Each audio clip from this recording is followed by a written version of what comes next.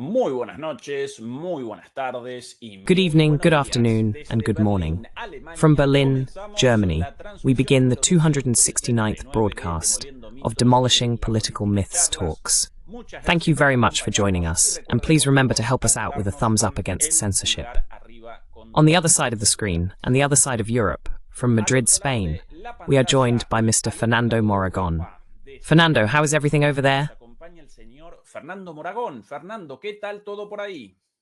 Bien, bien, yo incluso me atrevería a Well, añadir, I would even dare to add even more to what you said and say, good afternoon, good morning, and good evening, wherever you are. Let's see, this is a parody, a small tribute to the DuPont and DuPont brothers, Thompson and Thompson, who when one said something, the other would say the same thing, but simply added, I would even say more and repeated it. diría más y decía lo mismo. Es decir, pues eso. Bien. That's it. Esta tontería, es decir, Having said that nonsense, no, not really. Today we have to talk about someone old, decrepit, hopeless, in a terminal state, about to die, which is the United Nations. But we'll talk about that now. Efectivamente, el foco de nuestra charla. Indeed, the focus of our talk today will be on the United Nations, more specifically on the general debate that began yesterday. If I'm not mistaken, until September 29th, international leaders will be delivering speeches as part of the general debate of the 80th session of the United Nations General Assembly. But before we begin, I wanted to make two announcements, dear Fernando. The first is about the launch of our English language channel with content dubbed from our native language, Spanish, into English using artificial intelligence. This may very well be the first talk dubbed into English. So, to our English-speaking audience, we are joined by many people from different countries around the world. Well, from now on, if you wish, you can watch the talks directly in English. And secondly, dear Fernando, second announcement. Drum roll, please. Fernando, segundo anuncio, música de redoblantes. Yes. Mañana el gran debate. Tomorrow, the big debate, dear Fernando. Because tomorrow, my dear friend, a clash of titans between Mr. Fernando Moragón and Mr. H. Possibly that's how his last name is pronounced in English or in Spanish. Joseph H. I'm going to call him that in English, Joseph H. Both of them will take part in a memorable debate about the Russian leader, Russian President Vladimir Putin, about the war in Ukraine, about Russian foreign policy, about NATO, and about US foreign policy. La OTAN, sobre la política exterior estadounidense, la geopolítica de Putin, de Trump, the geopolitics of Putin, of Trump, of Russia, of the United States, of Europe, all of that tomorrow in a debate, in a no-holds-barred controversy, the first debate in a series of debates. From now on, we're going to hold debates frequently, with two opposing positions, with firm stances, respectful but firm. So everyone is invited tomorrow at our usual broadcast time, 9 o'clock at night in Europe, and well, the respective times for the rest of the world. So that's the second announcement, dear Fernando. You're already getting ready with the sandbag, I'm sure, right?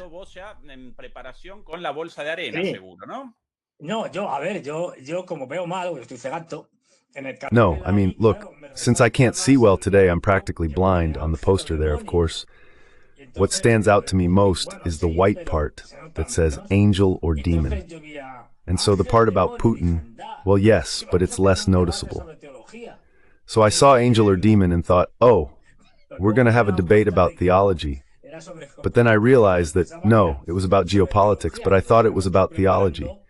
I said, well, I'm already preparing all my demonology and so on. You know, these things about angels and demons, that's something from way back when they taught it in school, that kind of thing. But anyway, no, then I see it's geopolitics. Putin, angel or demon. That's the title. Angel or demon?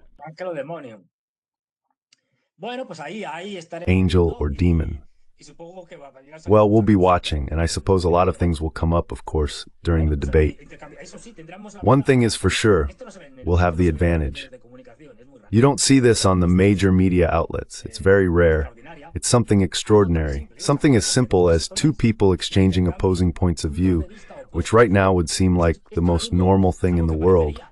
has become something extraordinary, unfortunately. Well, this is where we've ended up, sadly. Pues a esto hemos llegado, por desgracia.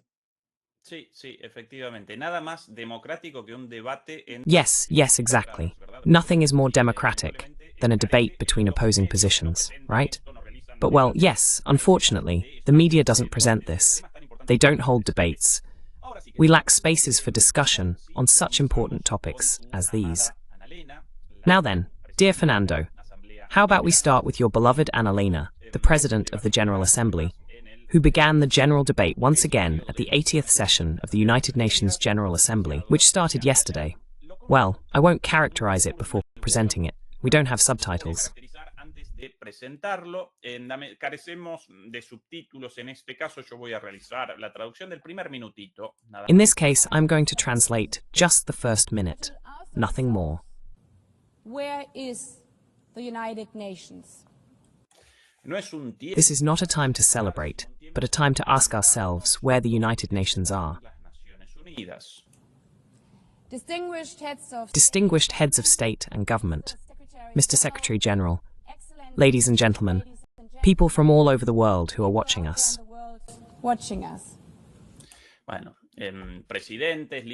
Well, presidents, heads of state, Mr. Secretary General, excellencies, people around the world watching us. This is your introductory speech before all the presidential addresses. Well, not necessarily from presidents, but from the leaders of the respective countries. This is the introductory speech, and that's how it began. Clearly, we have to do better.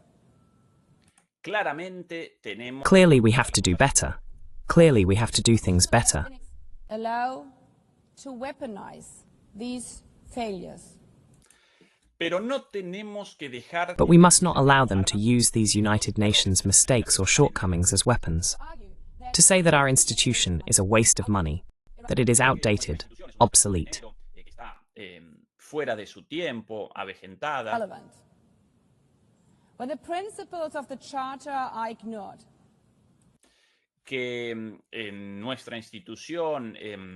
That our institution is irrelevant. In reality, when the principles of the United Nations Charter are ignored, is it only the United Nations that has truly failed? When Russian tanks invaded Ukraine, was it because Article 2 of the United Nations Charter is unclear about sovereignty and territorial integrity? When civilians and children are killed in Gaza, is it humanitarian law that is failing because it cannot protect them?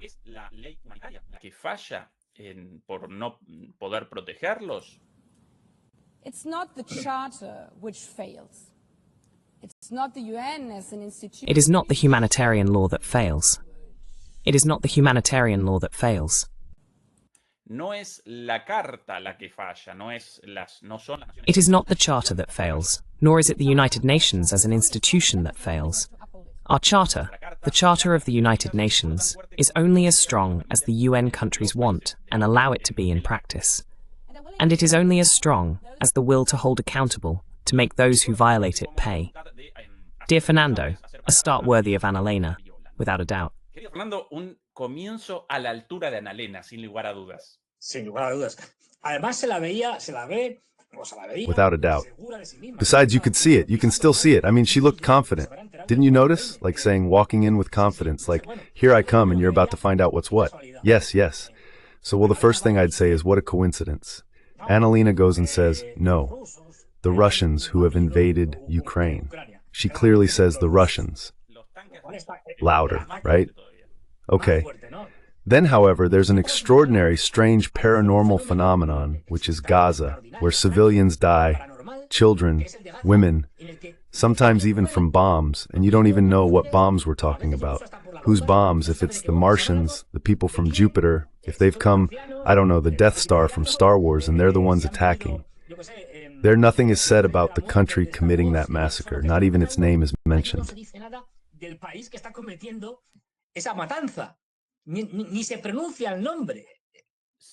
Civilians and children are being killed in Gaza. By whom? By whom? Nobody knows. It's a mystery. Call Sherlock Holmes, call Hercule Poirot, call all the great detectives.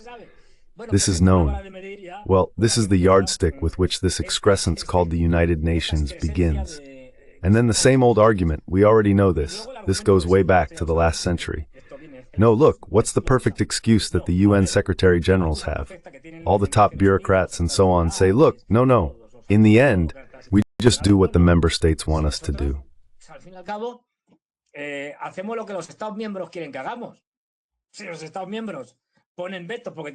the member states use their veto because they have the right to veto, or they vote one way or another, or they don't want to deploy blue helmet armed forces to one place or another, there's nothing we can do, right? That's just washing our hands of it, isn't it? We're just following orders. In any case, we should tell them, well, you may be just following orders, but this was supposed to be, and never was, a supranational structure at a global level, with the necessary authority and enough independence to be able to act, especially in such serious cases as what's happening in Gaza, where we no longer even know who's dropping the bombs or anything like that. But anyway, like what's happening in Gaza. So what's going on?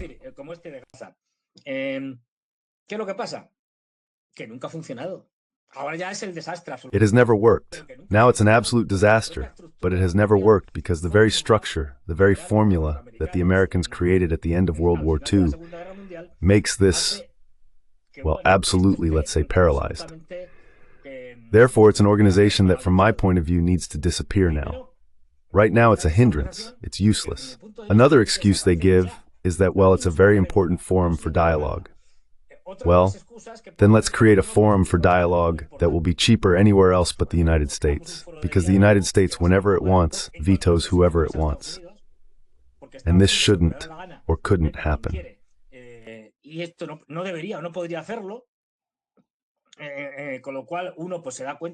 With this, one realizes that the United Nations has always been determined by and ultimately at the service of the United States, which means it has had a bias in favor of the Americans since its inception, among other things because its main headquarters is there.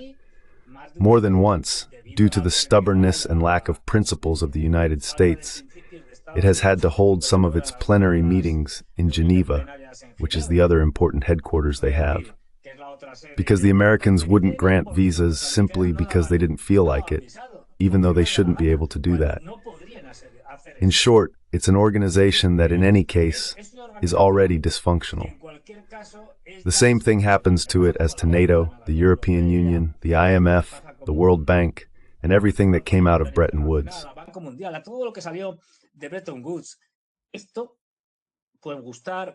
People may like it or not, but it was created for a specific era that has already passed, that is now history.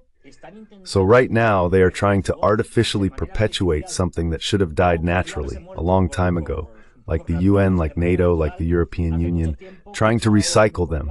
They tried to recycle NATO from a European organization designed and intended exclusively to confront the Soviet Union on European soil, into a sort of global police force in charge of waging wars all over the world. In other words, it hasn't worked, as we've seen in Iraq and Afghanistan. No ha funcionado, como se ha visto en Irak y en Afganistán. Naciones Unidas no tiene autoridad. Y ahora mismo donde ya... The United Nations has no authority. And right now, with the more or less balanced power structure of the Cold War having disappeared, the United Nations could have made some sense because it could serve as a means for direct contact between two relentless enemies.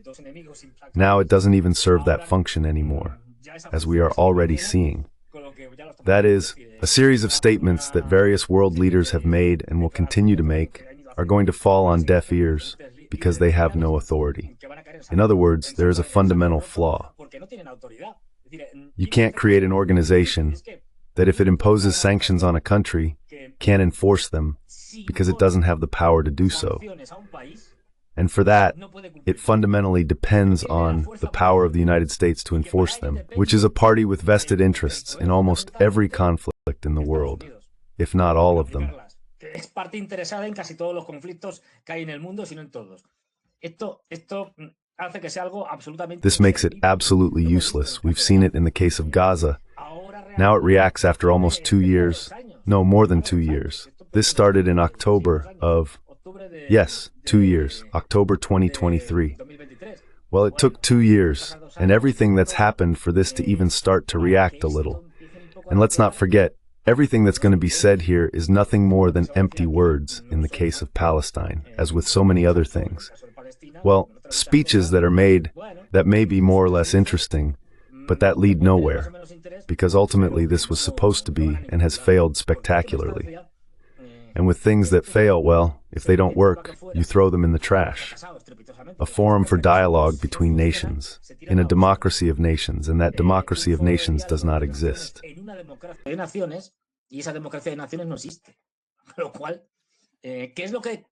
So what is it that, and with that, I'll finish. What is it that you intend?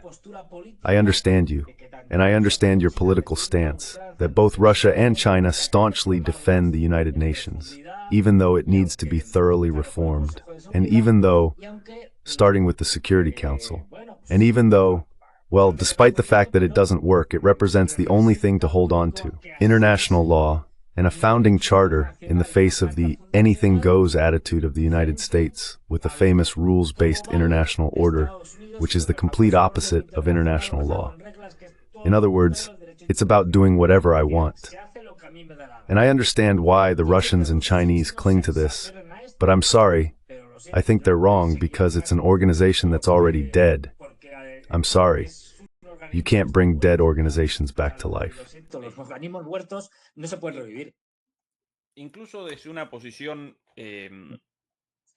Even from a less radical position than yours, my own, by the way, I share the urgent need for a refounding of the United Nations.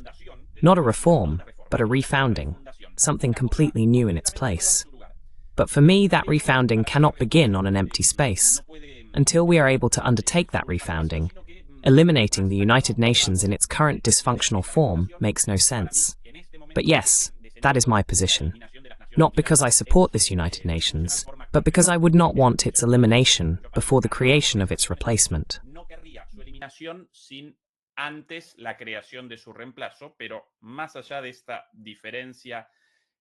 But beyond this nuanced difference with Fernando's position, even from that standpoint, the United Nations, even in its dysfunction, could do much more regarding the major economic, geopolitical, and geo-economic issues in the world than what these United Nations actually do. In fact, over the decades, the UN's ability to act, always limited, has been steadily decreasing. And to a large extent, this is due not only, but largely also to the incapacity of its Secretary General. Well, in this case, the President of the General Assembly, the complacency of its bureaucrats. Guterres could do much more regarding the genocide in Gaza.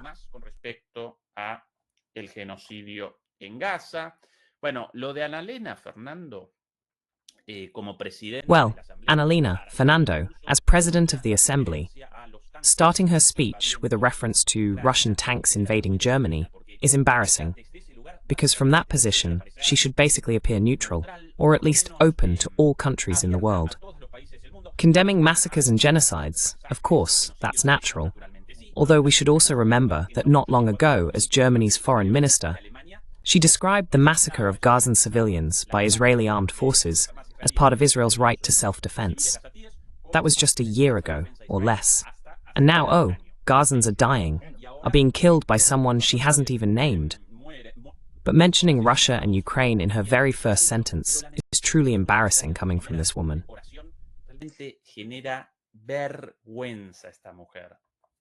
No, efectivamente. Vamos a ver. Se supone que el papel. No, exactly. Let's see, the role of the President of the General Assembly is supposed to be to regulate the functioning of the Assembly. It's not a political role. In other words, it's a more technical role, so to speak. In any case, to the extent that she can intervene, it's to facilitate dialogue among member countries, period.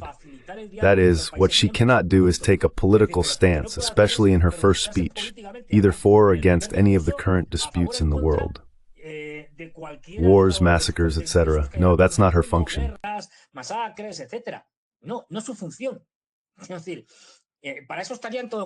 is to say, for that there would be, in any case, the Secretary General. But she is just a simple president, meaning she is an official, even if she isn't, because she's a politician. But as President of the Assembly, what she has to do is facilitate the proper functioning of the Assembly, regulate now, in this 80th session of the General Assembly, regulate the interventions, etc., which is exactly what they haven't done. Because now, we'll see surely, this lady, if she starts off badly, she'll only get worse. Because she's saying, she really has no sense of the ridiculous, this woman. I mean, she's saying, some people think the United Nations is old, decrepit, and so on, but that's not true. We're going to prove it, that it's in better shape than I am, and so on. I don't know. Look at me, young, lucid, slimmer, and so on. Well, the United Nations is the same. And then just a short time later, Trump is going to speak, and he's going to say exactly the opposite, that the United Nations is useless. Now, we've already presented it, dear Fernando. The thing is, on top of that, that's why I say it, but there's even more.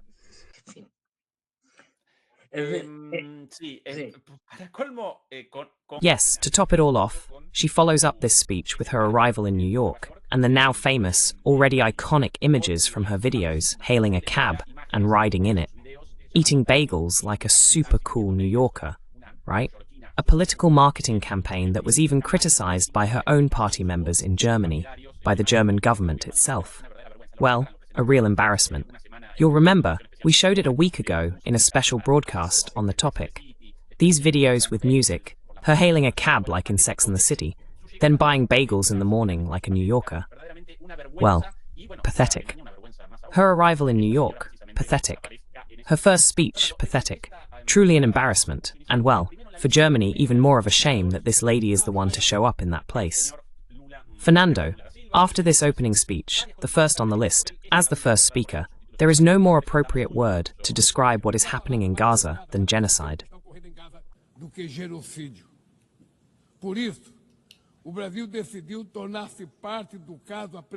Brazil decided to join the case brought by South Africa before the International Court of Justice. The terrorist acts committed by Hamas are unacceptable. Brazil was emphatic in condemning them. But the right to self-defense does not authorize the indiscriminate killing of civilians. Nothing justifies taking the lives of or mutilating more than 50,000 children. Nothing justifies destroying 90% of Palestinian homes.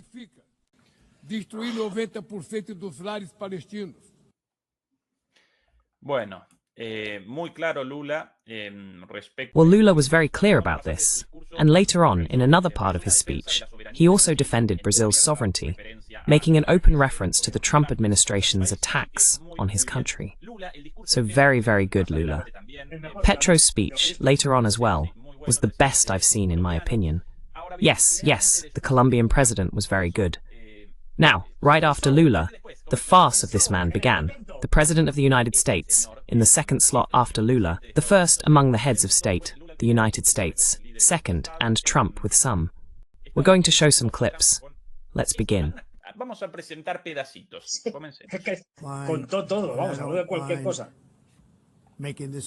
I don't mind giving the speech without a teleprompter because the teleprompter isn't working.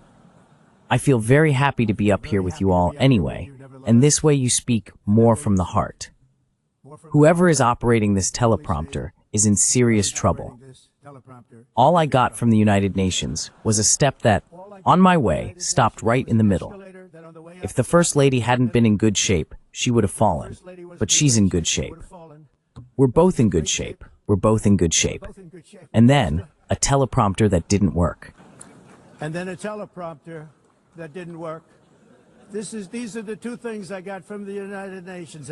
Well, here, aside from the joke and all that, it's titled Reason of the World, in the sense that this is the United Nations.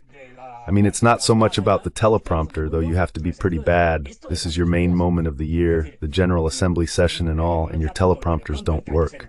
That's something to think about.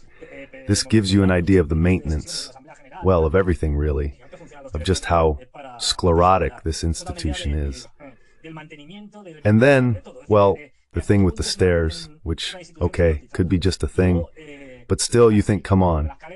Even if it was just a coincidence, in some way it ended up highlighting just how much of a disgrace the United Nations is.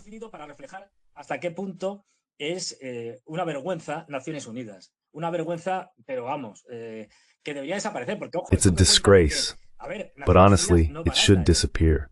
Because look, what you're saying about the United Nations not being cheap, well, I know that from people who work in NGOs and so on, and there's universal agreement on this. When United Nations staff, from its various agencies and so on, go to help in disasters, famines, or simply to poor countries, etc., with all kinds of programs, everyone agrees that the officials who go there live like royalty, stay in the best hotels in the country, and spend fortunes. Fortunes that aren't theirs, but belong to the United Nations, and therefore to the member countries that provide the money. And then their effectiveness is pretty limited. In other words, they're not even good at that. That's more than proven. Then,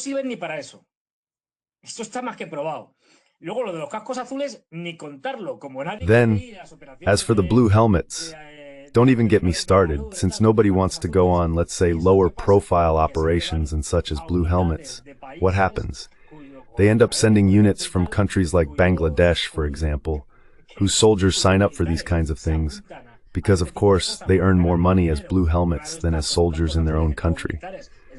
So while all kinds of abuses are committed, the blue helmets have committed rapes, murders, all sorts of things. What are we talking about? What kind of organization are we talking about? I mean, it's an organization that not only is useless, but actually causes harm, squanders, wastes money that could be used in a much more effective way.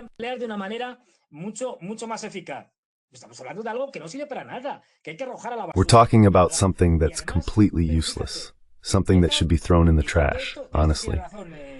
And also, look, it starts by saying this, and in this Trump is right, and now we're going to see how the United Nations, which should be an equal forum, is not. Because the one in charge is the one in charge. The United States is in charge. And we're going to see it while all the other participants have 15 minutes, as agreed, to speak. Mr. Mai. Trump went on for almost an hour. Ms. Anela Barbu stopped him, telling him, Mr. Trump, as with the others, 15 minutes. No. Why? Because he's the emperor and the one in charge is the one in charge. And if Trump had wanted to stay for 5 hours, he would have stayed for 5 hours. Period.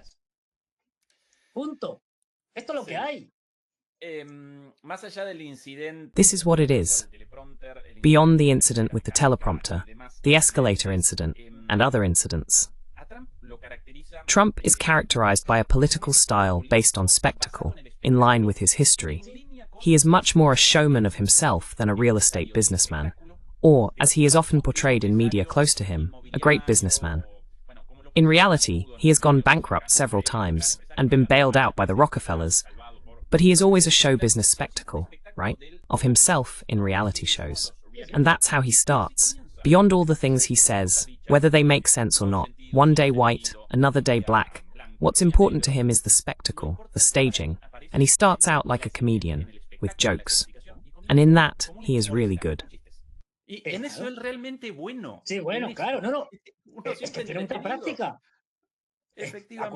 Yes, well, of course. He has a lot of experience. Remember that show he used to do, like a competition for business people, entrepreneurs, and so on? He's a showman, he's an entertainer, and he understands, as they all do, by the way, the case of Trump is especially serious. But let's not kid ourselves. All Western politicians understand politics as a spectacle. Whether it's Macron, Biden, even when he was already senile, or Merkel, they all see it as a show.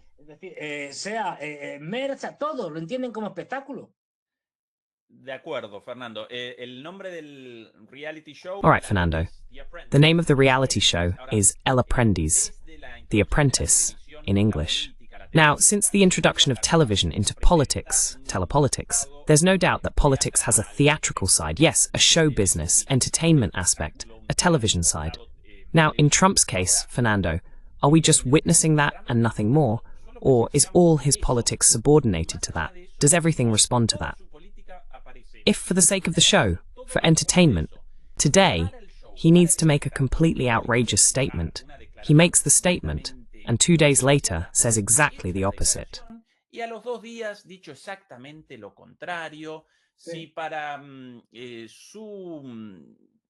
If according to his conception of politics, he supposedly needs to start an invasion of Venezuela, he does it. Then he backtracks. For me, It's striking that as the leader of the most powerful country in the world, someone with this mindset and these actions has a policy that is completely subordinated to spectacle. Let's show a bit more of Trump's statements. Immediately after this, he went after Brazil. Attention, this is in English. I will provide the translation. Esto en inglés, yo voy a realizar la traducción. Brazil now faces major tariffs in response. Brazil is currently facing very strong tariffs as a consequence of its... Let me backtrack a little. And freedoms of our American citizens and others. Como consecuencia de sus intentos de interferir en... As a result of their attempts to interfere with the rights and freedoms of our American citizens, through censorship, repression, politicization of justice, corruption, and by targeting political critics of their policies in the United States. I have a bit of trouble telling you this, because I must confess that, as I was just coming in here, the Brazilian president was leaving the stage, and I have to tell you, we saw each other. I saw him, he saw me, and we hugged. That's why I started thinking, I can't believe what I'm about to say in 2 minutes. No puedo creer esto con lo que voy a decir en 2 minutos. But we actually agreed that we But, in fact, we agreed that we would meet next week. Pero finalmente acordamos que nos encontraríamos. But we finally agreed that we would meet, that we would get together next week. about 20 seconds. They were in retrospect. No tuvimos mucho tiempo para hablar, alrededor de 20. We didn't have much time to talk, about 20 seconds, nothing more. We did talk. We had a good talk, and we agreed to meet next week, if that's a... Bueno, estoy contento de haber esperado porque pudimos. Well, I'm glad I waited because we were able to talk. We had a great conversation. 2 minutes ago, it was 20 seconds. Now we had a great conversation and agreed to meet. He seemed to be a very nice man, a very pleasant person. He liked me, and I liked him. Yo le gusté a él y él me gustó a mí. And I only do business with people I like. I don't... And I only do business with people I like. Y solo hago negocios con la gente que me gusta. Cuando la gente no... When I don't like people, I just don't like them. Definitely. No me gusta, definitivamente. But we had, at least for about 39 seconds, we had excellent chemistry. It's a good sign. But at least for 39 seconds, we had excellent chemistry. That's a very good sign. But also in the past, Brazil, can you believe this? But unfortunately, can you believe this? In the past, Brazil imposed tariffs on our country, and now we're hitting them back very hard. Of American citizens, so Como presidente siempre voy a defender los intereses de Estados Unidos y los derechos. As president, I will always defend the interests of the United States and the rights of Americans. And it saddens me greatly to say that Brazil is doing everything very poorly and will continue to do so. They will only be fine when they work together with us. Without us, they will fail, just as others have already failed. Fernando, it's all yours. Fernando, todo tuyo. A ver, pues esto muy de Trump. Well, this is very typical of Trump. I mean, he does this a lot. He's like, you know, so-and-so, Putin, Lula, whoever, Xi Jinping, whatever. He's a really nice guy. Hey, I met him. What a friendly guy. We got along great. There was chemistry, whatever. But then I'm going to bomb him. I'm going to put tariffs on him. I'm going to wipe out his population. But it's nothing personal. It's just business. Like they say in The Godfather, he does this a lot. It's nothing new. The whole, what a nice guy, but we're going to destroy his country thing. Don't worry, I like you, even though we're going to destroy your country. But I think you're great. So, well, if you don't align yourself with me and all that, if you don't do what I want, then, well, you'll still be a nice guy, but your country is going to be wrecked.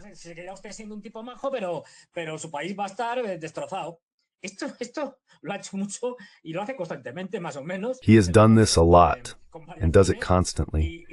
It's more or less the same script, with some variations. And well, it's part of this kind of politics. Look, Trump understands politics, indeed as being permanently in the media, grabbing headlines no matter how.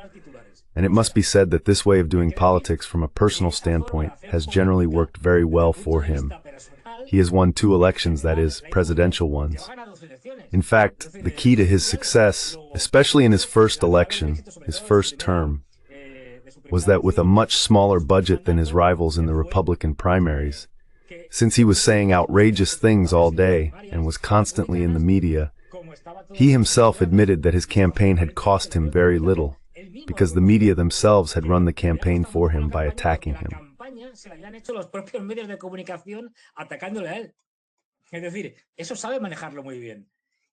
In other words, he knows how to handle that very well. And he also knows how to use, probably the same way he does at home during meals, this somewhat coarse but very popular language. That is, he presents himself as if he were, even though he's nothing like the classic individual who comes from the working class or the labor force and has worked his way up to become president. Not at all. This guy is the son of wealthy people. But he knows this popular, streetwise language very well, and that's what he uses. The opposite image, for example, would be Al Gore, a stiff guy with a bunch of degrees, a cultured person, someone who would never address his audience in this way, right?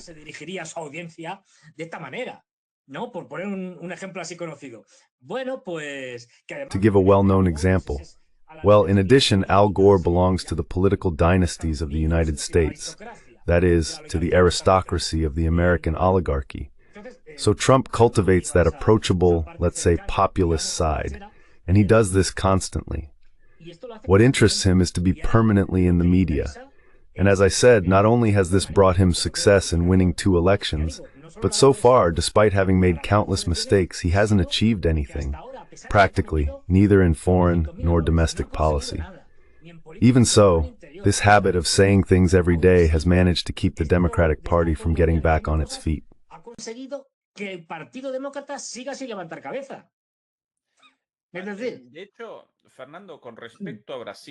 In fact, Fernando, regarding Brazil, their usual strategy of threats and intimidation before starting negotiations, and then from there achieving their objectives through those negotiations, did not produce the desired result in either the case of Brazil or South Africa, both members of the BRICS group.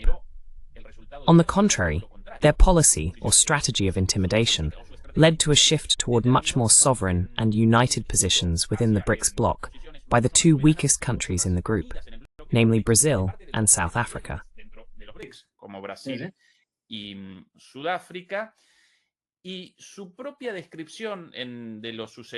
And his own description of what recently happened in the meeting with Lula validates this analysis, because despite the threats of, "We established tariffs, and if you don't go along with our policy, then you'll fall even further from your terrible situation," according to him, they already made agreements for a meeting and to start negotiations in which they won't be starting from a better position than before the United States imposed tariffs on Brazil. But quite the opposite. They will be starting with a strengthened Brazil, with Lula politically capitalizing on the confrontation with Trump. So this approach of on one hand intimidation, and on the other, always putting on a show ahead of any real political analysis or any somewhat serious strategy, does indeed produce very good results in elections. But then, in the practice of real politics, it only leads to failure after failure in every area. But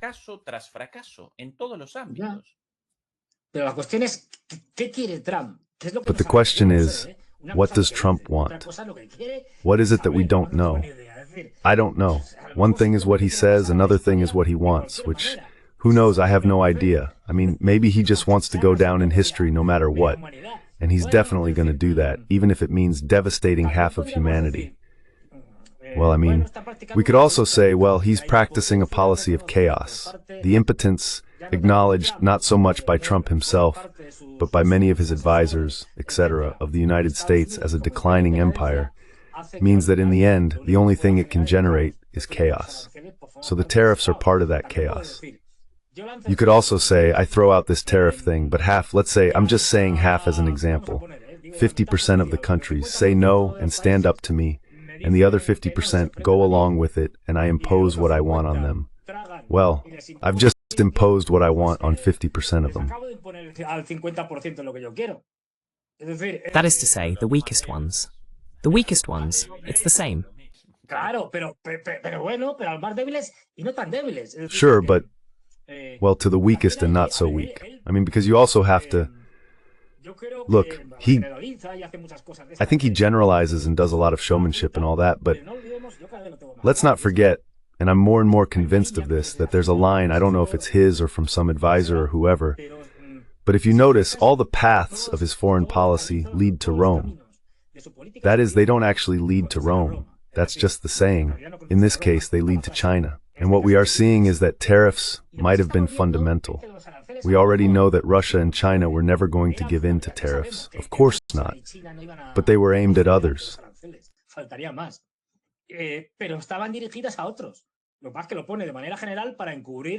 What they do is present it in a general way to cover up what is actually a specific attack.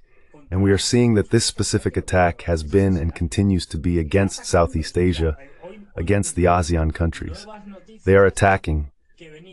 Look, even today there are new reports saying that Thailand is once again mobilizing troops toward the Cambodian border, and there has been an incident, I don't know if it was yesterday, meaning that supposedly these things, you know how they get reported. The Thais say that 4 or 5 Cambodian soldiers fired or killed someone or wounded a Thai soldier. The Thais did not respond out of caution, and so on.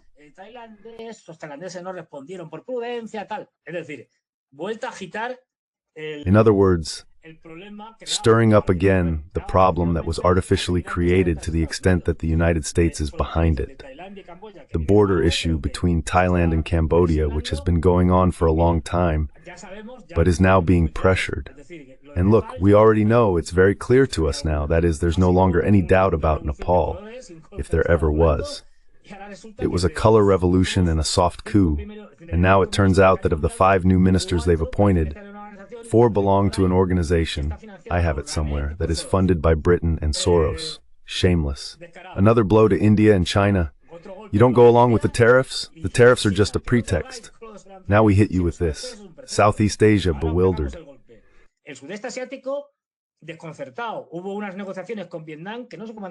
There were some negotiations with Vietnam that won't be led now, but when the agreement was already signed, the Americans backed out, leaving the Vietnamese in a difficult position. Well, they are attacking where it hurts China the most. Let's not forget one thing. When it's said that China supports the Russians and that they're evil and so on, as a secondary condition or side effect of the war against the Russians, let's not forget that the war against the Russians, in which this madness was intended, madness proposed by Brzezinski in the 1990s, of bringing a tremendous crisis to Russia, for Russia to implode like the Soviet Union did, and from there to break up into several pieces that would be controllable by the United States, and therefore allow control over its energy resources. Why is this being done?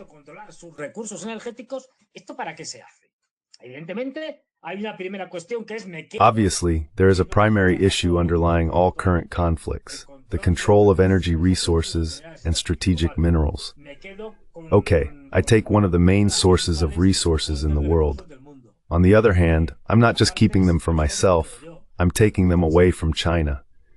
In other words, everything is aimed against China because they know perfectly well that the one who will defeat them is China, not anyone else.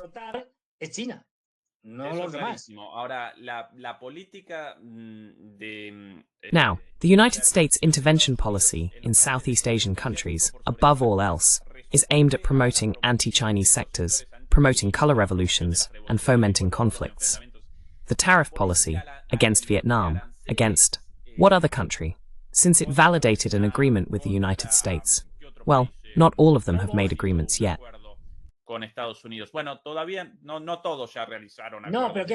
No, but what I mean is that the countries that faced the highest tariffs were those in Southeast Asia, both allies and enemies.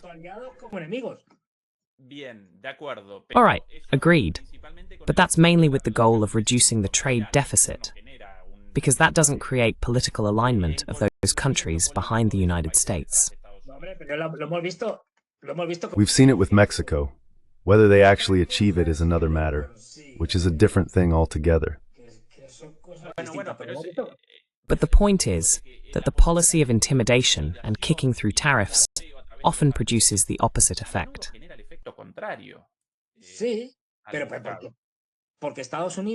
Yes, but that's because the United States, like what happens with declining empires, its leaders have cognitive dissonance and, to put it mildly, interpret reality extremely poorly. Or, frankly, it's as if they're in a parallel galaxy and people are telling Trump things that are just delusional. So, well, Trump believes them. But ultimately, what these tariffs are really about is not so much gaining a commercial advantage as imposing covert secondary sanctions. That is, I talk to Mexico and say, I'll lower your tariffs if you kick out the Chinese. That's what they're aiming for. Bien, ok, clarísimo tu punto. Interesante. All right, okay, your point is very clear. The justification for the tariffs on Brazil is interesting, because initially they were established as a consequence of the trial against Bolsonaro, who has already been convicted, and now suddenly they're being presented as a consequence of the intervention by Brazilians, the Brazilian government, against the freedoms of Americans. As far as I remember, Bolsonaro doesn't have US citizenship. But anyway, it's part of Trump's general madness.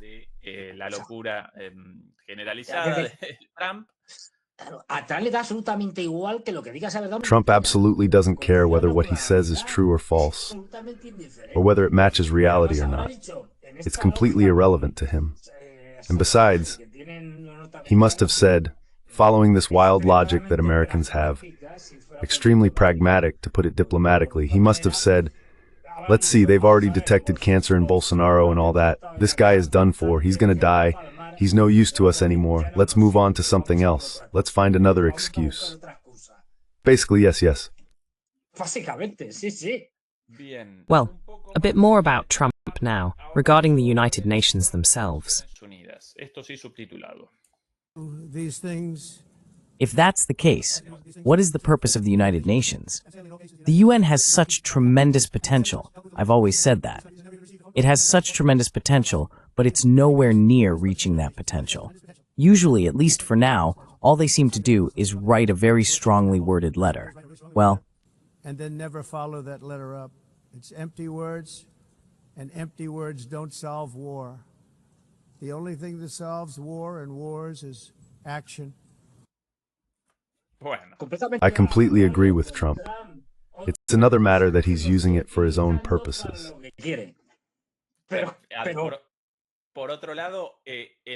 But, on the other hand, the uselessness of the United Nations is due to the promotion of wars by the United States. In fact, who rejected the Security Council resolutions regarding a ceasefire in Gaza. Of course.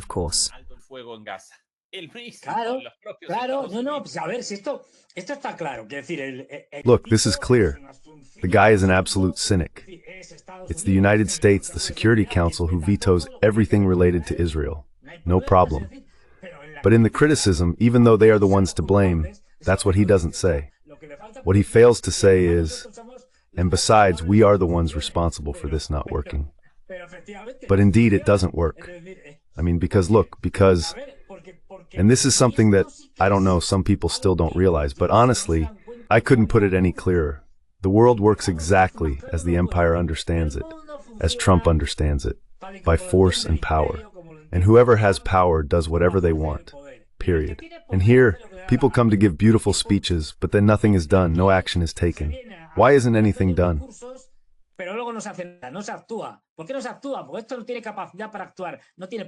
Because this has no capacity to act. It has no real power. What do you mean it has no real power? Well, I come here, I mock them, I mess with them, which is what's happening in this speech. I mess with people, I mess with world leaders, I make fun of them, meaning I can say whatever I want, because it's not going anywhere. Then I'll do whatever I want, which sometimes will match what I say and sometimes won't. What do I care? Because I do whatever I want, because the rest of the world can't, according to this Trumpist imperial conception, because the rest of the world can't stand up to me and that's it. Then, when the rest of the world, especially China and Russia, mainly China, pushes back, that's when expectations have to be lowered and they have to keep quiet. But that's what China does, and India if it wants, and maybe a few others. Period. Among the 7 wars accompanied by Trump, one of them, the one mentioned in the last broadcast, was the Bay War against Albania. contra Albania. Albania, yes, everyone knows about this famous war. Armenia's against Cambodia. Camboya. Un conflicto. Cambodia, a historical conflict that honestly tons of books have been written about. What does he not care about? What you have to understand is that on top of everything, he's addressing the American public, which is what matters to him. The rest, what we analysts think and so on, doesn't matter at all. I mean, he's speaking to the American public, which has a level, well, like Europeans. Let's not think Europeans are some kind of embodiment of enlightenment either. They're absolutely ignorant when it comes to foreign policy, so he can say whatever he wants. They don't even know where Cambodia is. Or Albania, even less so. Or Armenia, or Azerbaijan. Why would they care? And about the 7 wars, well, it could be 10 for all they care.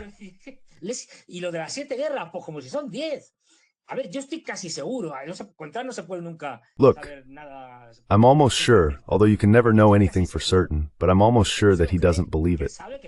That he knows he's messing around, that it's a lie, that he's being sarcastic and says, come on, I ended 7 wars and you have to give me 7 Nobel Peace Prizes, 1 for each war. He's messing with them. I mean, he's, well, like when the neighborhood tough guy is showing off, he's making fun of them, he's belittling them, he's, well, laughing in their faces. That's what he's doing. So, well, that's his strategy, his way of selling things. And he has to come out with that, let's say, fake strength. Because really, behind the scenes, there's none of that strength in the United States.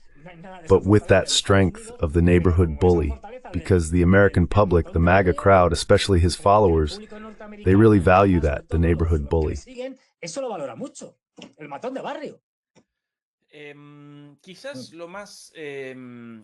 Perhaps the most interesting aspect of Trump's speech at the United Nations was related to Ukraine. Here are some of his remarks on the subject, followed by a lengthy post on Truth, not a tweet, or on X. We'll present that as well. But first, Trump on Ukraine.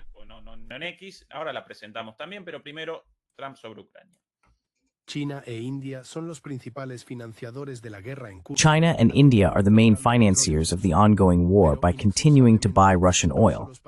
But, inexcusably, even NATO countries have not significantly cut off Russian energy and Russian energy products, which, as you know, I discovered 2 weeks ago and I was not happy about it. Think about it. They are financing the war against themselves. Who the hell has ever heard of that? In the event that Russia is not ready to make a deal to end the war, then the United States is fully prepared to impose a very strong round of powerful tariffs, which I believe would stop the bloodshed very quickly. But for those tariffs to be effective, the European nations, all of you gathered here right now, would have to join us in adopting the exact same measures.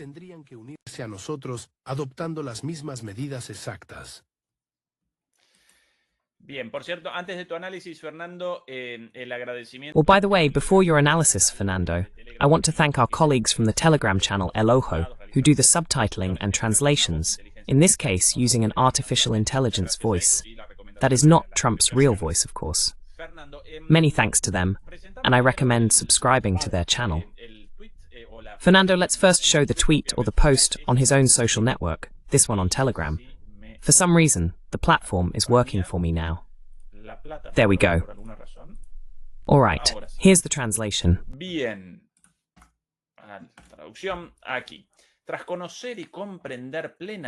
After fully understanding the military and economic situation between Ukraine and Russia, and after observing the economic problems this is causing, I believe that Ukraine, with the support of the European Union, is in a position to fight and recover its original form entirely.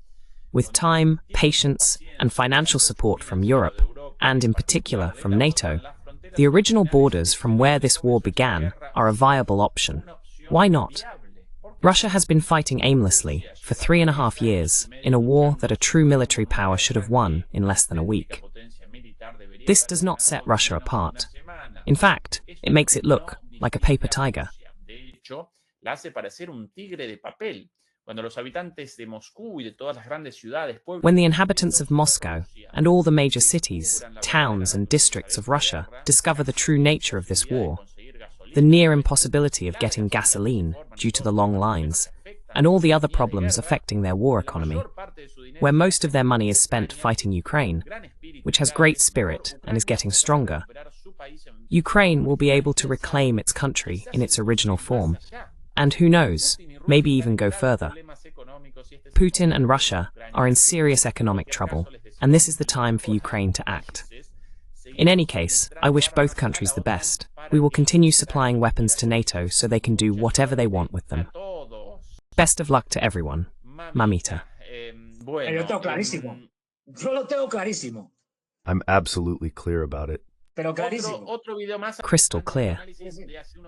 One more video before your analysis from a few days ago regarding weapons and the future role of the United States in all of this. Any money on the war is being funded by NATO. NATO is... All right, Fernando, it's all yours. Bueno, Fernando, todo tuyo. Clarísimo. Es decir, a ver, hay que entender que cuando Trump... Very clear. I mean, look, you have to understand that when Trump says NATO, he means Europe. That is, or if you prefer, Europe and Canada, which is basically the same. But anyway, he's not talking about the United States.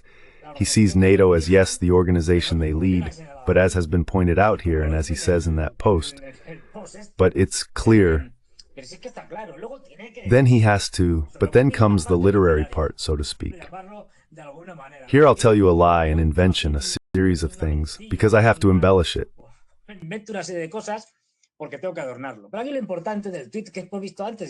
But here, the important thing about the tweet we saw earlier, and what I just said now, which we'll see more about in a moment, is that after learning about and understanding the military and economic situation of Ukraine and Russia, after observing the problems it's causing, I think, and this is the important part, I think that Ukraine, with the support of the European Union, it doesn't say with the support of the European Union and the United States. It says Ukraine is in a position to fight and recover its original form. Do whatever you want. For me, but with that from the European Union. That is, he already said it in the last video. But if we're making money from this, we're thrilled, happy for the war to continue.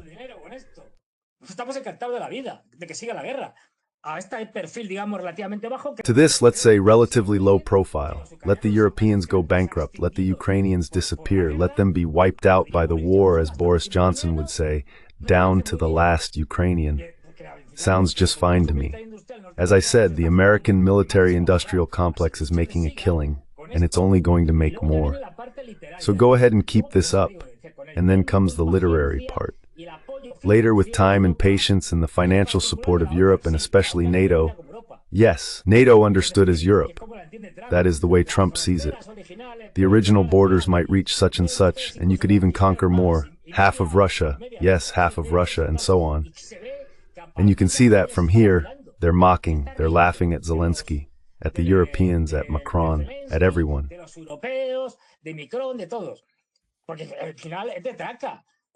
Because in the end, it's just ridiculous when he says things like this about Ukraine will be able to recover its country in its original form.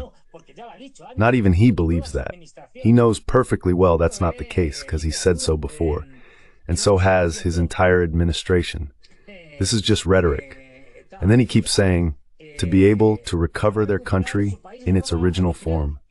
And who knows, he's already laughing in the faces of all these people. Maybe even going further. Not just recovering all of Ukraine, but even a part of Russia. Who knows? All the way to Moscow, hey? All the way to Moscow, since asking is free. I mean, well, asking in this sense. And then he says, Putin and Russia are in serious trouble, they're starving, economic issues and so on. He says, this is the moment for Ukraine to act. He doesn't say, this is the moment for the United States and Ukraine to act. No.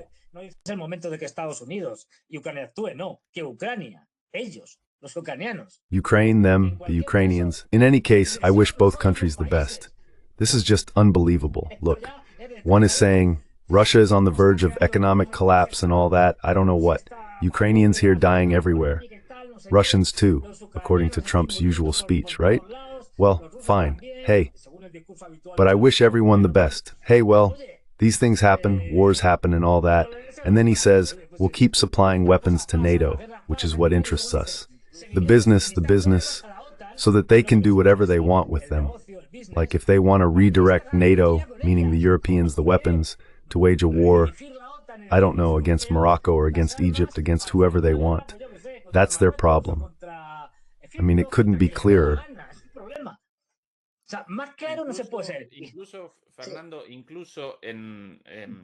Even, Fernando, even on the issue of sanctions, a completely cynical scheme is created.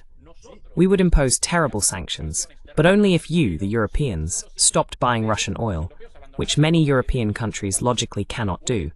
So they set an impossible condition, fully aware of its impossibility, in order not to participate in the sanctions against Russia and to appear as outsiders while making money through arms sales. We predicted this before Trump's presidency began. The United States would start a strategic withdrawal in Ukraine to redirect its focus against China, to channel its foreign policy hostility toward China. Well, slowly, yes, Trump's way is slow, because he could have decided this in his first week in office. But it's becoming more and more evident, isn't it?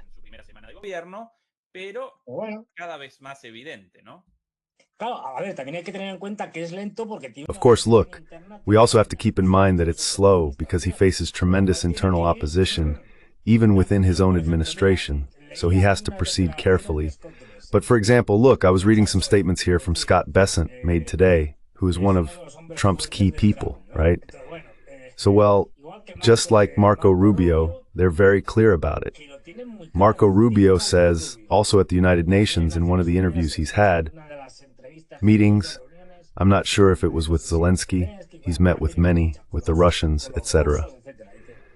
Key points from Senator Marco Rubio's statements on the situation in Ukraine at the United Nations. The conflict in Ukraine will not end militarily, but at the negotiating table. Just empty words. The United States will continue to do everything possible to end the crisis in Ukraine. Just empty words. The crisis in Ukraine seems to have entered a new phase of escalation, recognition of what is happening. Trump is keeping the option of toughening sanctions against Russia and supplying more weapons to Ukraine. In other words, he is keeping the option of, and yes, he will supply weapons to the Europeans so they can sell them to the Ukrainians. But what Scott Bessent says is more definitive. I can say one thing, says Scott Bessent. The United States has no intention of intervening in any military action or in any other situation. We will sell weapons to the Europeans, and the Europeans can deliver them to Ukraine. They don't plan to do anything. I can say it, Scott Bessent. I repeat, I can say one thing. The United States has no intention of intervening in any military action or in any other situation. Period. That's it. In other words, do whatever you want.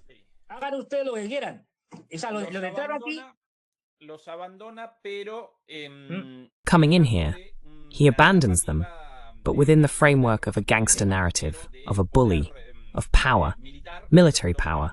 But he abandons them, and even Western media themselves, and even the Ukrainians, after so many deceptive actions in this regard, harsh words followed by actions in another direction, are starting to seem skeptical about Trump.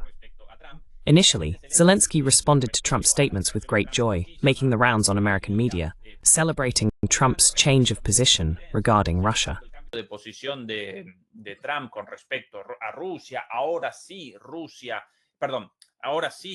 Now, yes, Russia.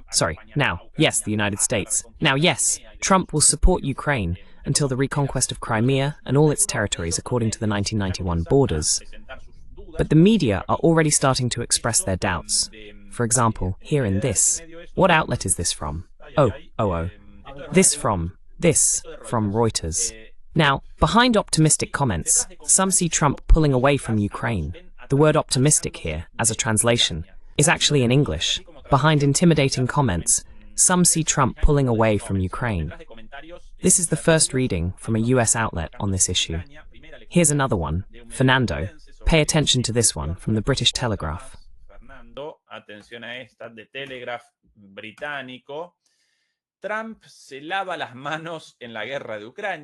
Trump is washing his hands of the war in Ukraine, which at first glance may seem like a surprising change of course, but in reality could be bad news for Volodymyr Zelensky. Once again, the same situation.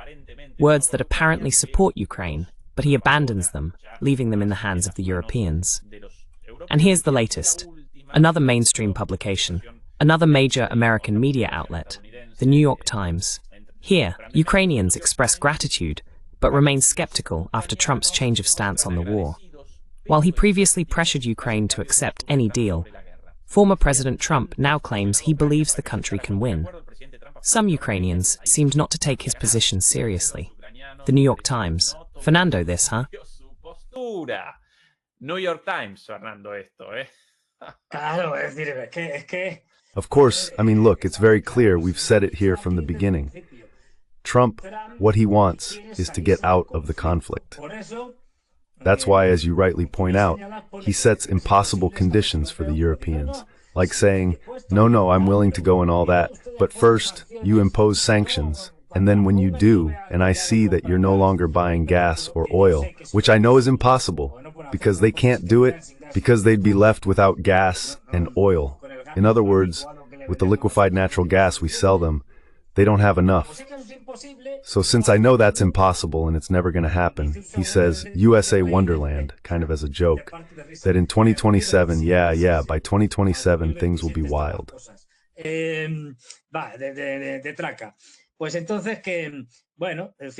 So then, what's happening is that they're pulling out in a way that doesn't look like they're pulling out, that isn't too obvious, even though it's clear. And that's why the Russians treat it with a lot of condescension. I mean, the most Peskov has said is that thing about us being a paper tiger. No, not a tiger, we're a bear, and certainly not made of paper and so on, but that's it, it's just for show. But they don't say anything, because they're in cahoots. That is, it suits Russia perfectly for Trump to put on all these shows, and we'll see how this doesn't end here. In a couple of weeks, they'll be saying something else. Whatever comes to mind.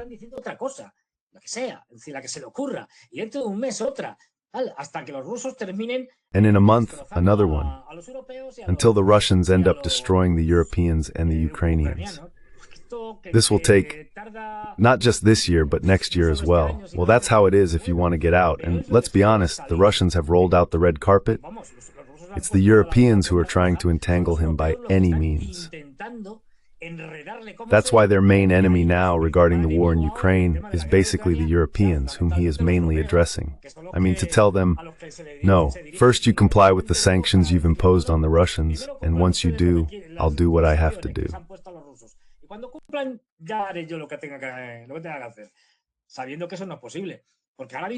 Knowing that this isn't possible, because right now, the ones who are really bothering him are the Europeans, because Zelensky doesn't care. Zelensky is nobody now. Well, this is what he's doing, and he mainly has to deal with all the tricks they're pulling on him, like these drones that show up everywhere, then the Poles, the Romanians, the Lithuanians, the Nordics, the Norwegians, and so on. Every day I look out from my balcony at home, I don't know, maybe a drone will show up. I mean, well, you know. There he's talking about a small part of Petro's very good speech.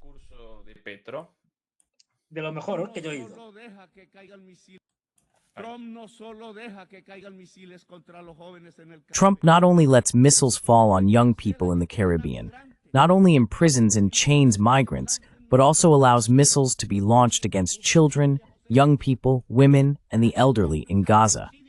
He becomes complicit in genocide, because it is genocide, and we must shout it over and over again. This chamber is a silent witness and accomplice to a genocide in today's world, when we thought it was only the property of Hitler. Trump does not speak of democracy, does not speak of the climate crisis, does not speak of life. He only threatens and kills, and lets tens of thousands be killed.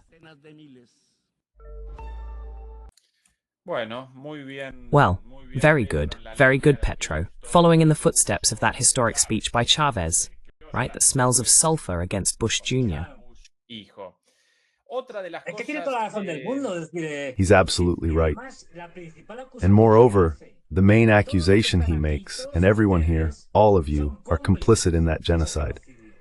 Everyone's sitting there, with very rare exceptions. That is, he's not just pointing at the United States, but at the moment of his speech he says, and all of you here are complicit in that genocide.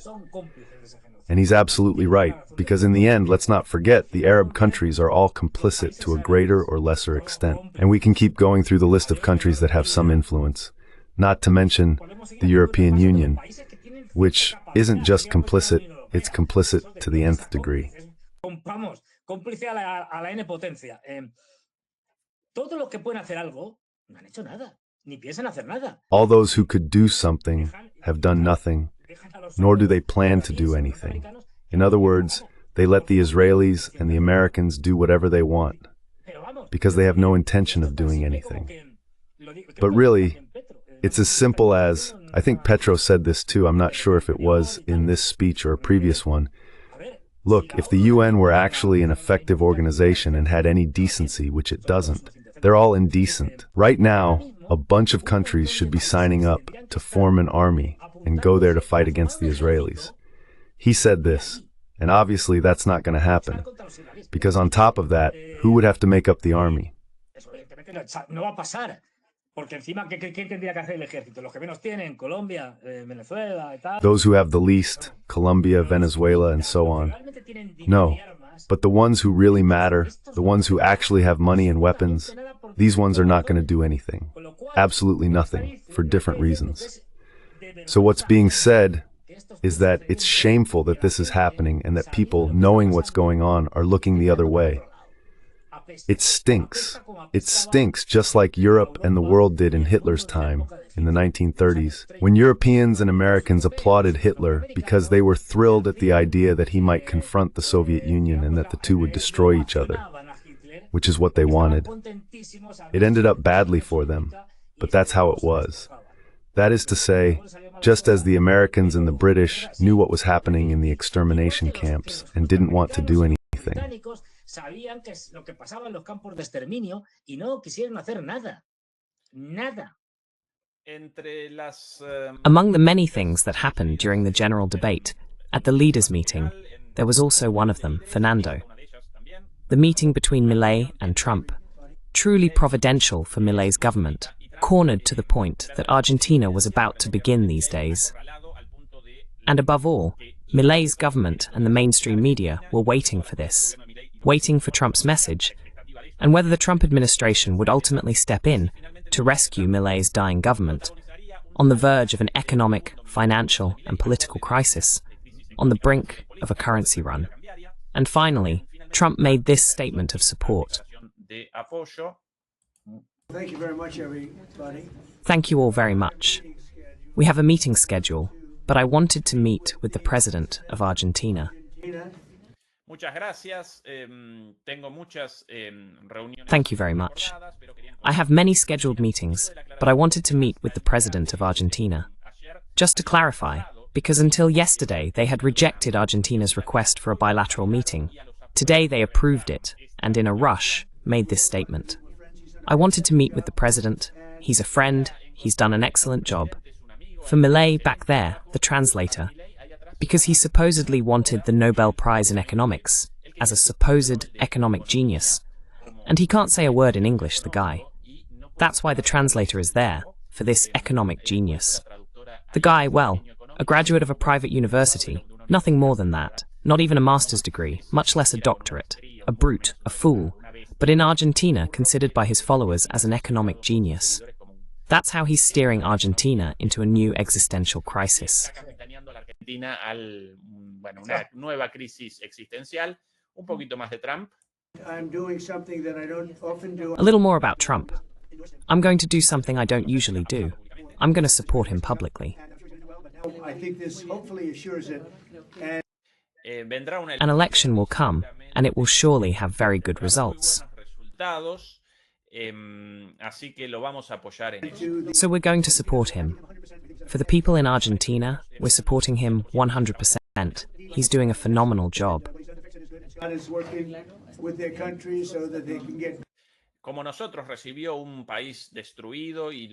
Like us, he inherited a destroyed country and is fixing it, just like we did. And Scott Bessent is going to work with them. Well, after this announcement that lacked substance regarding... In fact, he didn't answer the follow-up question about US intervention in a bailout. He replied, we're going to support Argentina, but he didn't fully answer yes with a financial bailout. Well, after that, Scott Bessent presented the idea of financial assistance through a currency swap for around $20 billion. Well, through the purchase of bonds in the primary and secondary markets. But as for anything concrete about this, nothing. Pero de concreción respecto a esto, nada. Ahora bien, este apoyo generó inmediatamente. Now then, this support immediately led to a drop in the price of the dollar, which had skyrocketed in recent days, a decrease in Argentina's country risk, and an increase in the price of debt securities. Basically, the situation of Argentina's debt. What does this mean? Essentially, it means the government's survival for a little while longer before its inevitable end. The collapse, the declaration of default, and a run against the peso, against Argentina's national currency. This only delays the inevitable outcome of an economic model based on surrender, openness, loss of sovereignty, deindustrialization, impoverishment, and the destruction of Argentina, of a government like Milei's, which is simply an occupying government. Milei, sencillamente un gobierno de ocupación. Esta la única situación y recordemos el apoyo. This is the only situation. And let's remember the support Trump gave Macri through the International Monetary Fund before the 2019 elections. $50 billion, the largest loan ever granted by the International Monetary Fund to anyone. And despite that enormous bailout loan for Argentina's dire situation after Macri's policies, which are the same as Milei's, just a bit less fast, Macri suffered a scandalous defeat in the elections and was ousted from government. Y su eyección del gobierno. Si querés algo, Fernando, vos. If you want to add something, Fernando, go ahead. I know you know more about this. I mean, I've read here and there, and I don't know to what extent it's just rumors or if there's any truth to it, that, of course, all these things come with conditions. Nothing is free. And that one of the prices to pay was to finally kick the Chinese out once and for all. And another was to turn or establish a U.S. military base in Patagonia.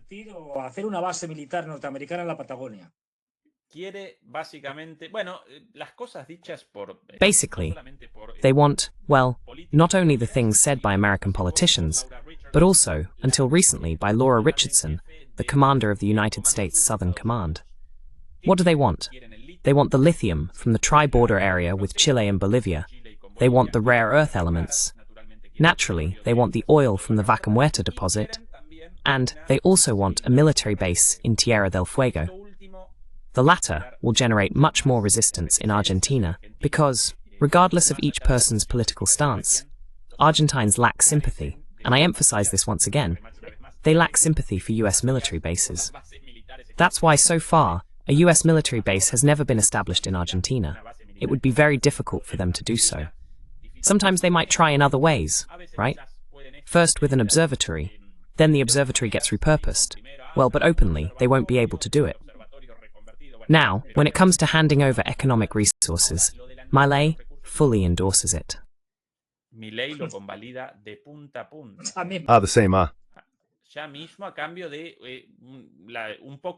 Right now, in exchange for a bit of breathing room, for an artificial lung until the October elections, and after that we'll witness a terrible devaluation and naturally the impoverishment of wage earners, workers, ordinary people. This is another one of the situations, Fernando, in Argentina, and among the comical situations towards the end. By the way, let's remember tomorrow's debate with Mr. Fernando Moragón, our first controversy in the series of debates. Demolishing political myths, that's what we're calling it. Tomorrow here, I want to introduce him just a second. Here's the cover. Putin, Angel or Demon? No holds barred debate. Fernando Moragón versus Joseph Haig. Tomorrow, this debate, this live discussion, an all or nothing debate, but of course, respectful and with arguments. More than interesting for everyone. A little bit about this, Fernando. Un poquito de esto, Fernando. I'm sorry, President, I'm really sorry. The police officer talking to Macron. Macron stopped there on his way to the United Nations. Macron frenado ahí en su camino hacia las Naciones Unidas. Perdón, presidente, nos dieron la orden. Sorry, Mr. President. We were given the order that President Trump's motorcade is coming. So we're closing everything, and no one can cross to the other side. I don't see them, let me call. And supposedly he calls Trump. Meanwhile, the people in the back, maybe the call is fake, are cracking up because Macron is stuck there. How are you? How are you? How are you? You know what? I'm waiting on the street because everything is closed because of you. Hola, ¿cómo estás? Adivina qué. Para mí todo esto mentira. Hi, how are you? Guess what? To me, all of this is a lie, because he can't call Trump directly like this. But anyway, supposedly he calls him. Hi, how are you, Mr. President? Guess what? We're all stuck here, because everything is organized for your caravan to pass through. Well, in the end, he couldn't do anything but take some selfies while waiting for this, and there's someone who gives him a kiss on the forehead.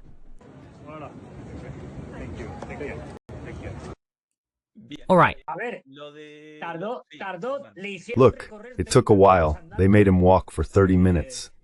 Here they've dressed it up with what Mago, the popular circus I Am, did, and I'm sure these two are being paid. Some of the people who were with Mago said, "Come here, we'll give each of you 20 euros, well, $20, just to put on a show so that this president..." And who is this guy anyway? Well, let's see. There are images, that are worth more than 1,000 words, and this is one of them. It's the symbol of what Europe is. They treat it like a joke. I mean, a police officer can tell the president of France on the street, "I'm sorry, but you can't go through." No, look, I'm the president of France and I have to go somewhere. No, mire usted, es que soy el presidente de Francia, tengo que ir a no sé dónde. Me parece muy bien, me da igual, pero que tiene que pasar es el... I think that's fine. I don't care. But what needs to happen is that my president, what happens to you doesn't matter to me at all. And what did Macron do? Well, he put up with it. Why? Because he's nobody. He's a nobody. He's a joke. I mean, just like the European leaders, just like Europe itself. It's a continent of nobodies. That is, they're worthless. They're freaks. So of course he had to bow down to the emperor and walk, and that's it. And well, we don't know if he was just putting on a show with the whole how are you, Trump and whatever, just to make it look like something. But in any case, a lot of how are you, but Trump told him, well, you're walking. If people tell you, you walk, buddy, that's what you are. Nobody.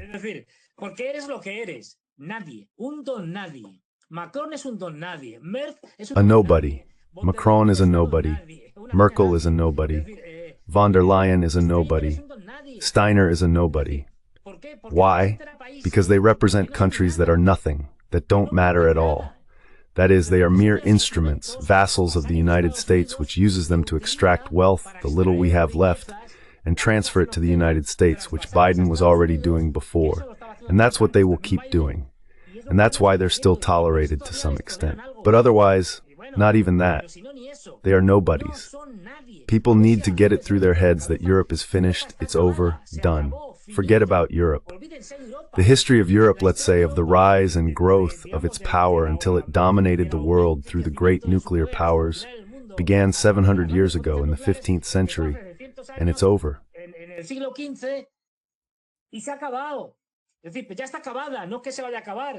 In other words, it's already over. It's not that it's going to end, it's done. This is nothing now. This is a continent on the path to absolute impoverishment, to a third wave of globalization like we've never seen before. And these guys on top of it all, who are globalists, are thrilled about it, that they're going to leave Europe a wasteland. And there's no problem, because we already know Macron, well, the Rothschilds will come and recycle him and put him in some position somewhere. As for Mr. Merkel, it's the same thing, in this case with BlackRock. We can already see it, Christine Lagarde. But Christine Lagarde has been moving from one international position to another for years. First as president of the IMF, then at the European Central Bank, and then, just to name another example.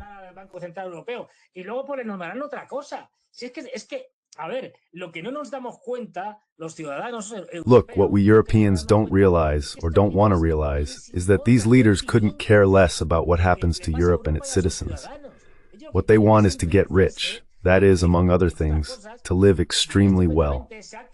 A European class has been created, a European class of top Eurocrats who live off this, and well, keep this circus going. But really, you can clearly see that they just make a joke out of it. The president of France, a nuclear power with veto rights at the United Nations. It's laughable. I mean, the only thing left is to paint Macron like a clown and put a circus monkey on his shoulder.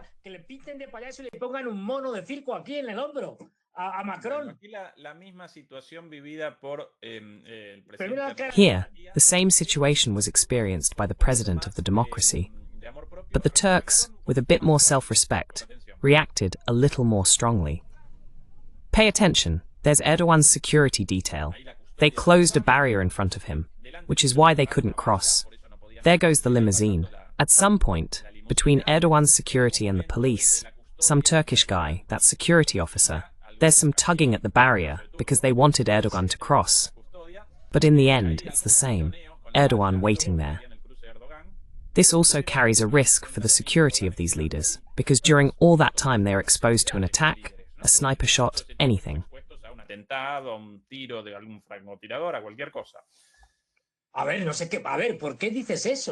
Let's see, why do you say that? We all know there are no snipers or shootings in the United States. I don't know if you catch my irony. Come on, there are shootings every day.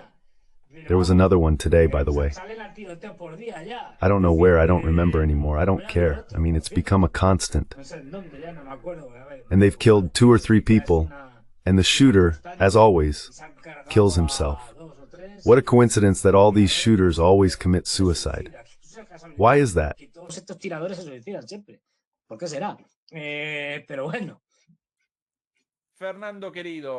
All right then. Fernando, my dear, let's wrap up the broadcast here. Please, help us out with a like if you haven't already given us a thumbs up.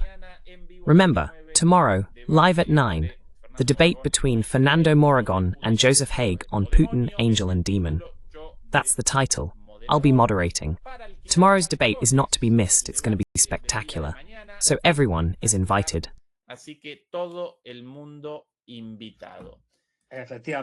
Indeed, it's going to be something never seen before.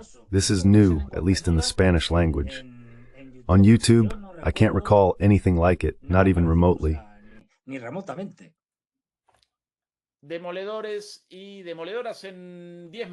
Demolishers. In 10 minutes, Eduardo Bior's show starts on our sister channel MP Geopolitica, with a simulcast on our channel.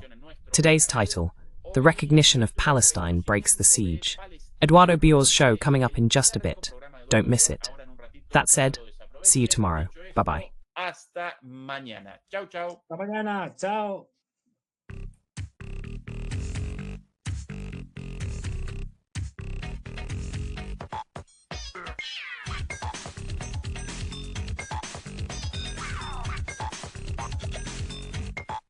Yeah.